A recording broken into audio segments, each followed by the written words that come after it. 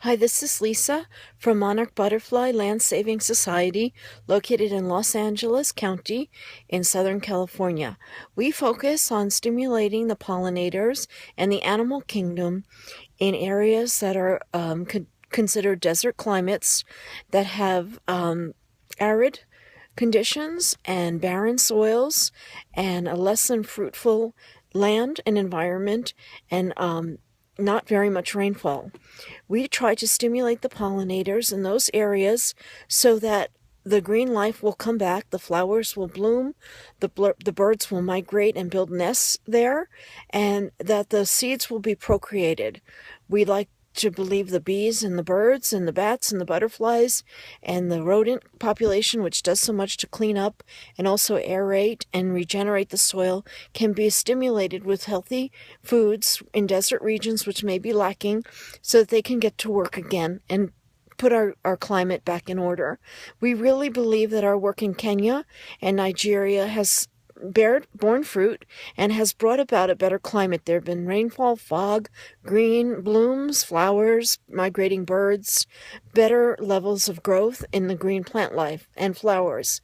We feel that procreating the birds and the bees and working on stimulating them through putting out bird food and putting out seeds and putting out nuts and corn and apples and things that the gophers who burrow under the soil in hot areas so they can escape the heat. We feel that stimulating their health and well-being with very healthy food that is traditionally very good for them and the types of things that they're known to eat will improve the soil and make it more able to bear fruit.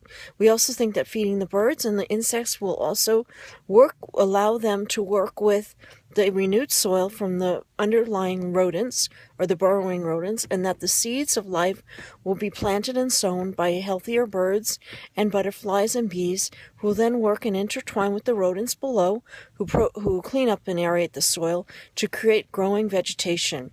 Growing vegetation on the planet leads to clean water, fresh water, rain. That's something we need. We're hoping to bring our ideas to Niger. We want very much to work in the Sahara. Our idea is to start in areas where wildlife exists, or maybe around the oases, or in areas that we learn of from the residents of the Sahara area, where wildlife is still prevalent enough that our feeding techniques and nutrifying activities will bear fruit. Obviously, in the most barren areas, the animals may not be present or may be very deeply buried under the soil. We plan to work first in Niger. We also are hoping to go into Senegal, and we're also hoping to head into Egypt. Those are the three areas we're thinking about right now. Our first step is Niger. We want to talk to the community and see where they think wildlife does exist. Wherever wildlife exists as far as burrowing rodents or insects and birds, we will do our best to stimulate them and make them procreate and do more work in the environment and see what comes from that. We hope to welcome the people for Niger. Thank you.